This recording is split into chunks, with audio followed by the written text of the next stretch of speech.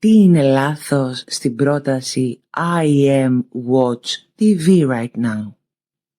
Σήμερα θα μιλήσουμε για τον χρόνο present continuous ή όπως τον ξέρετε στα ελληνικά ενεστώτα διαρκείας. Αλλά εμείς θα τον λέμε στιγμιαίο ενεστώτα. Για πάμε. Ο λόγος που είπα να τον πούμε ενεστώτα στιγμιαίο είναι γιατί η βασική του χρήση είναι για πράξεις που κάνουμε τη στιγμή που μιλάμε. Για πράξεις που κάνουμε τώρα ή αυτή την περίοδο προσωρινά, που δεν είναι δηλαδή στο πρόγραμμά μας ή στις συνήθειές μας, είναι έξω από αυτές. Άρα η βασική του χρήση είναι για κάτι που κάνουμε τώρα, αυτή τη στιγμή ή προσωρινά. Η δεύτερη χρήση του έχει σχέση με το μέλλον, γιατί μιλάει για πράξεις που έχουμε κανονίσει, σε ραντεβού δηλαδή, να κάνουμε στο κοντινό μέλλον. Η τρίτη χρήση του είναι για πράξεις ή καταστάσεις που είναι σε εξέλιξη τον τελευταίο καιρό. Όλοι δηλαδή και αλλάζουν, αυξάνονται, μειώνονται, χειροτερεύουν κτλ.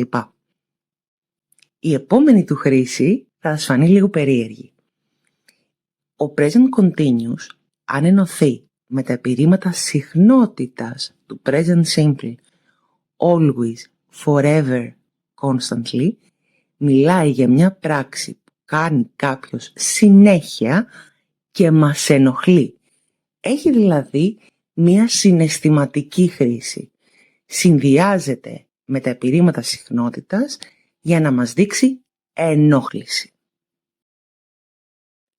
Για να καταλάβετε πώς φτιάχνεται ο present continuous και να μην τον ξεχάσετε ποτέ, να μην τον ξανακάνετε λάθος, θέλω να τον σκεφτείτε σαν ένα ποτήρι με καφέ. Ναι. Το ποτήρι είναι το πρόσωπο που μπαίνει πρώτο, ο άνθρωπος ο οποίος κάνει την πράξη. Μετά βάζουμε το νερό. Αυτό είναι το βοηθητικό M, is, er. Τρίτο συστατικό είναι ο καφές και είναι το ρήμα μας.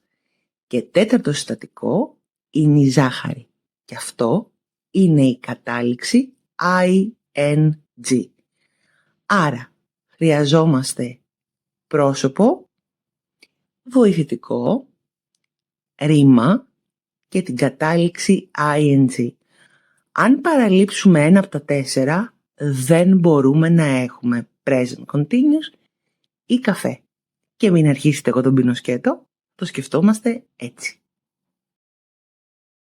Αν έχετε παρακολουθήσει το βίντεο που εξηγώ τις διαφορές των χρόνων, τότε ξέρετε ότι όλοι οι continuous χρόνοι έχουν βοηθητικό το be και στην προκειμένη περίπτωση έχουμε το am, is και are του ενεστώτα και έχουν και την κατάληξη ing. Και το βοηθητικό και την κατάληξη τα διατηρούν και στην ερώτηση και στην άρνηση, όχι δηλαδή μόνο στην κατάφαση. Άρα, George is cooking, is George cooking, George isn't cooking. Θυμάστε που στο βίντεο του Present Simple σας είχα πει ότι το why παίρνει την εκδίκησή του στον Present Continuous. Πάμε να δούμε την ορθογραφία του ing.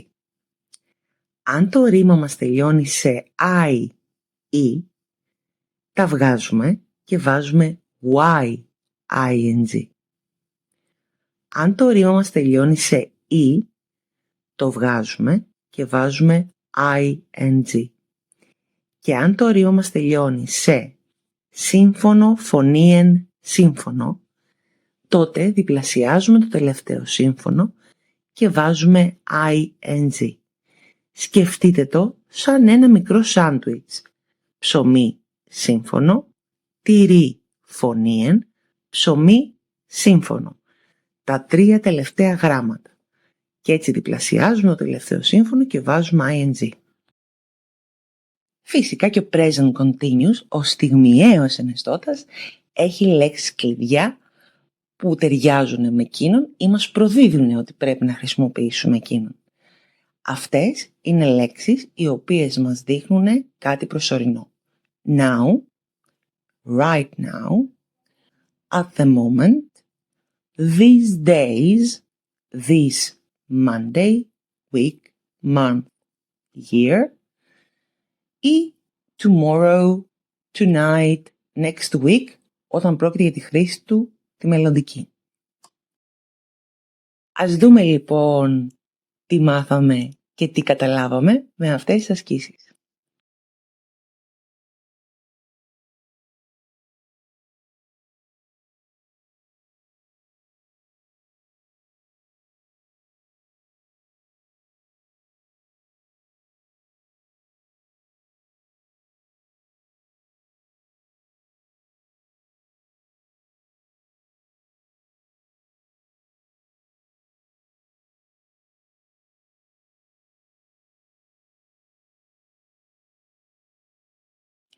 Μπορείς πάντα να πας να δεις το βίντεό μου στο Present Simple ή το βίντεο πάνω στους χρόνους και πώς να τους ξεχωρίζεις.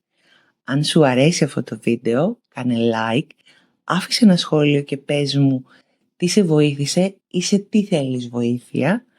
Κάνε εγγραφή στο κανάλι μου γιατί έρχονται πολλά και ωραία και θα σε δω στο επόμενο βίντεο.